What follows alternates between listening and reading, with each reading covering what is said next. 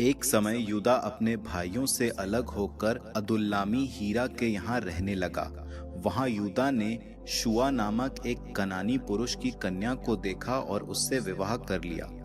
उसका उससे संसर्ग हुआ, वो गर्भवती हुई और उसको एक पुत्र हुआ। उसने उसका नाम एर रखा।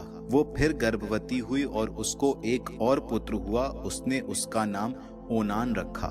उसने फिर एक पुत्र को जन्म दिया। उसका नाम शेला रखा गया। जब वो पैदा हुआ था तब वो केजीब में रह रही थी। यूदा ने अपने पहलौठे पुत्र एर का विवाह तामार नाम की कन्या के साथ किया, परंतु यूदा का पहलौठा एर प्रभु की दृष्टि में दुष्ट था, इसलिए प्रभु ने उसे मार डाला। इस पर यूदा ने ओनान से कहा, तुम अपने भाई की पत्नी के साथ रहकर नियोग विधि के अनुसार अपने भाई के लिए संतति पैदा करो। ओनान ये जानता था कि इस प्रकार से उत्पन्न संतति उसकी न होगी, इसलिए जब उसका अपने भाई की पत्नी के साथ संसर्ग हुआ तब उसने वीर्य पृथ्वी पर गिरा दिया, जिससे वो अपने भाई को संतति न दे।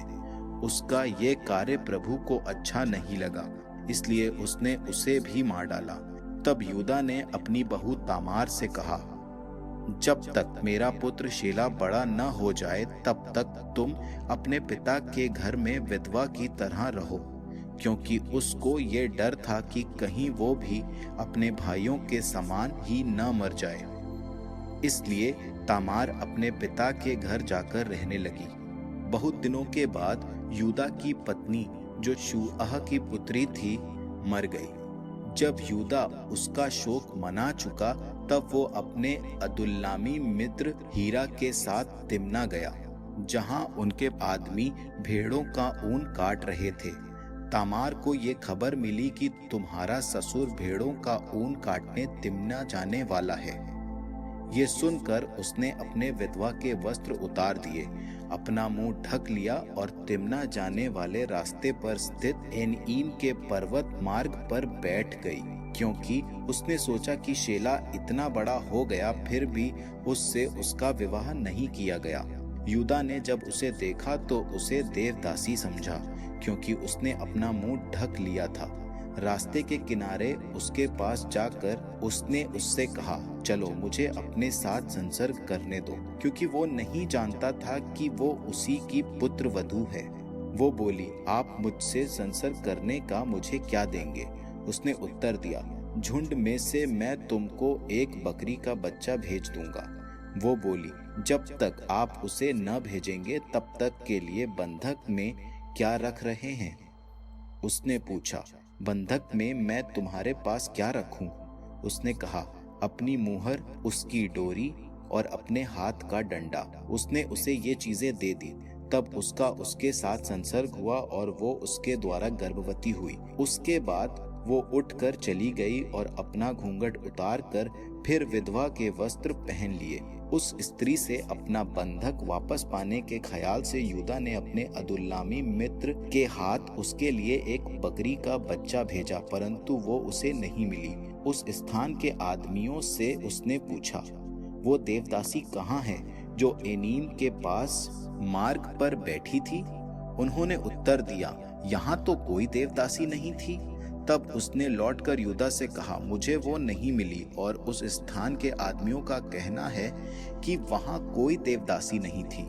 इस पर यूदा ने कहा, तो उसे उन चीजों को अपने पास ही रखने दो, नहीं तो वे लोग हमारी हंसी उड़ाएंगे। तुम प्रमाण हो कि मैंने इस बकरी के बच्चे को उसके लिए भेजा, परंतु तुम्हें वो नहीं मिली।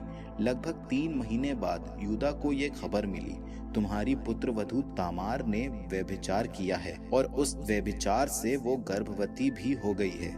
यूदा ने कहा, उसे बाहर ले जाकर जला दो। जब उसे बाहर निकाला गया तो उसने अपने ससुर को ये कहला भेजा कि ये चीजें उस आदमी की है जिससे मैं गर्भवती हूँ। उसने ये भी कहा, इन चीजों को जरा ध्यान से देखिए कि ये मुहर, डोरी और डंडा किसके हैं। यूदा ने उन्हें पहचान कर कहा, वो स्त्री मुझसे कहीं अधिक निर्दोष है, क्योंकि मैंने ही उससे अपने पुत्र शेला का विवाह नहीं किया। उसका उसके साथ फिर संसर्ग नहीं हुआ। तामार के प्रसव का समय आया तो उसके पेट में जुड़वा बच्चे थे। जब वो प्रसव की अवस्था में थी, एक बच्चे ने अपना हाथ बाहर निकाला।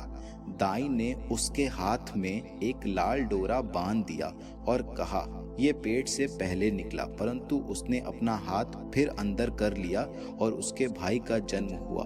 तब वो बोली, तूने कैसे अपने लिए निकलने का मार्ग बना लिया? इसलिए उसने उसका नाम पेरेस रखा। बाद में उसका भाई, जिसके हाथ में लाल डोरा बंधा था, बाहर आया। उसका नाम जेराह रखा गया।